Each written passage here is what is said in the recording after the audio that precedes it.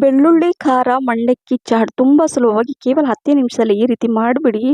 ರುಚಿ ಅಂತೂ ರಿಯಲಿ ಬಾಯಿ ಚಪ್ಪರಿಸಿ ತಿನ್ನುವಂಥ ರುಚಿ ಇದು. ಈ ರೀತಿ ಮಾಡಿಟ್ಬಿಟ್ರೆ ನೀವು ನಿಮ್ಗೆ ಯಾವಾಗಾದ್ರೂ ಏನಾದರೂ ಚಾಟ್ ತಿನ್ಬೇಕನ್ಸಿದ್ರೆ ಕೇವಲ 2 ನಿಮಿಷದಲ್ಲಿ ಮಾಡಿಬಿಡ್ಬೋದು.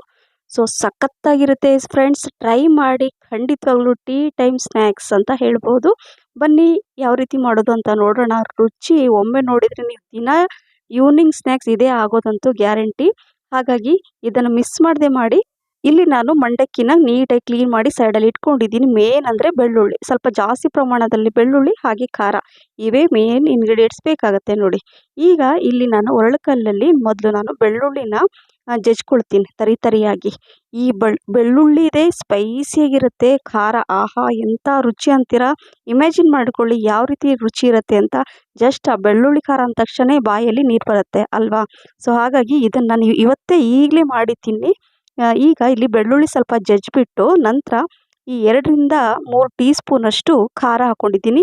ಖಾರ ಇಷ್ಟೇ ಅಂತ ಇಲ್ಲ, ನಿಮ್ಗೆ ಎಷ್ಟು ಬೇಕೋ ಅಷ್ಟು ನಿಮ್ಮ ರುಚಿಗೆ ಅನುಗುಣವಾಗಿ. ನಿಮಗೆ ಖಾರ ಜಾಸ್ತಿ ತಿಂದರೆ ಜಾಸ್ತಿ ಹಾಕ್ಕೊಳ್ಳಿ, ಕಡಿಮೆ ತಿಂದರೆ ಕಡಿಮೆ ಕೂಡ ಹಾಕೋಬೋದು. ಈಗ ಖಾರ ಹಾಕ್ಕೊಂಡು ಬೆಳ್ಳುಳ್ಳಿ ಜೊತೆ ಚೆನ್ನಾಗಿ ಅದನ್ನು ಮಿಕ್ಸ್ ಮಾಡ್ಕೊಂಡು ಇಟ್ಕೊಂಡಿದ್ದೀನಿ ನೋಡಿ. ಸೊ ಮೊದಲು ಈ ಥರ ಎಲ್ಲ ಎರಡೂ ಚೆನ್ನಾಗಿ ಮಿಕ್ಸ್ ಮಾಡಿಬಿಟ್ರೆ ತುಂಬ ಚೆನ್ನಾಗಿರುತ್ತೆ. ಈಗ ಇಲ್ಲಿ ಒಂದು ಸ್ವಲ್ಪ ಎಣ್ಣೆ ಹಾಕ್ಕೊಂಡು, ಎಣ್ಣೆ ಬಿಸಿ ಆದಮೇಲೆ ಸ್ವಲ್ಪ ಇಂಗು, ಕರಿಬೇವು ಸೊಪ್ಪು, ಈಗ ಈ ಬೆಳ್ಳುಳ್ಳಿ ಮತ್ತು ಖಾರ ಜಜ್ಜಿಟ್ಕೊಂಡಿದ್ವಲ್ಲ, ಸೊ ಅದನ್ನು ಹಾಕ್ಕೊಂಡು ಜಸ್ಟ್ ಲೋ ಫ್ಲೇಮಲ್ಲಿ ಒಂದು 30 ಸೆಕೆಂಡ್ ಮಾತ್ರ ಇದನ್ನು ಎಣ್ಣೆಯಲ್ಲಿ ಫ್ರೈ ಮಾಡ್ಕೋಬೇಕು. ಸೊ ಈ ಬೆಳ್ಳುಳ್ಳಿ ಖಾರ ಎಣ್ಣೆಯಲ್ಲಿ ಚೆನ್ನಾಗಿ ಫ್ರೈ ಮಾಡಿದ ಮೇಲೆ ಈ ಮಂಡಕ್ಕಿಯಲ್ಲಿ ಹಾಕೋಬೇಕಾಗತ್ತೆ. ಸೊ ಈ ಮಂಡಕ್ಕಿಯಲ್ಲಿ ಹಾಕ್ಕೊಂಡು ನೀಟಾಗಿ ಮೊದಲು ಮಿಕ್ಸ್ ಮಾಡ್ಕೋಬೇಕು. ಇದು ಈ ರೀತಿ ಮಾಡಿ ಇಟ್ಬಿಟ್ರೆ ನೀವು ಒಂದು 8 ಬಾಕ್ಸಲ್ಲಿ ಹಾಕಿಟ್ಬಿಡಿ.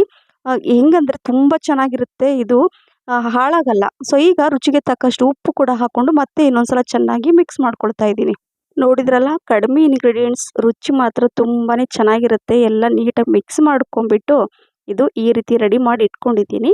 ಈಗ ಇದನ್ನು ಇನ್ನೂ ರುಚಿ ಜಾಸ್ತಿ ಮಾಡಲು ಯಾವ ರೀತಿ ನಾನು ತುಂಬ ಸಿಂಪಲ್ ಮನೆಯಲ್ಲೇ ಇರುವಂತಹ ಕೆಲವು ಸಾಮಗ್ರಿಗಳಿಂದನೇ ಈ ಚಾಟನ್ನು ಮಾಡ್ಬೋದು. ಈಗ ಇದನ್ನು ಎಷ್ಟು ಬೇಕೋ ಅಷ್ಟು ಒಂದು ನೋಡಿ ಈ ಥರ ಹಾಕಿಬಿಟ್ಟು, ಈಗ ಇದರಲ್ಲಿ ಸ್ವಲ್ಪ ಈರುಳ್ಳಿ ಹಾಗೆ ಟೊಮೊಟೊ ಹಣ್ಣು ಸಣ್ಣಕ್ಕೆ ಕಟ್ ಮಾಡಿ ಹಾಕ್ಕೊಳ್ಳಿ. ಹುರಿದಿರುವಂತಹ ಶೇಂಗಾನ ಕೂಡ ಈ ಥರ ಹಾಕ್ಕೊಳ್ಳಿ. ತಿನ್ನುವಾಗ ಮಧ್ಯದಲ್ಲಿ ಆ ಶೇಂಗಾ ಸಿಗ್ತಾ ಇರುತ್ತೆ, ತುಂಬ ರುಚಿ ಇರುತ್ತೆ. ಸ್ವಲ್ಪ ಕೊತ್ತಂಬರಿ ಸೊಪ್ಪು, ಅದೇ ರೀತಿ ನಾನು ಎಲ್ಲ ಇದೇ ರೀತಿಯಾಗಿ ಮಾಡಿ ಮನೆಯವ್ರಿಗೆ ಕೊಟ್ಟು ರಿಯಲಿ ಫ್ರೆಂಡ್ಸ್, ನೀವು ನಂಬೋದಿಲ್ಲ, ಇದು ತುಂಬಾ ಇಷ್ಟಪಟ್ಟು ಎಂಜಾಯ್ ಮಾಡಿ ತಿಂದರು. ಸೊ ಹಾಗಾಗಿ ಈ ರೆಸಿಪಿ ಅಂತೂ ಖಂಡಿತವಾಗ್ಲೂ ನಿಮ್ಗೆ ಇಷ್ಟ ಆಗುತ್ತೆ.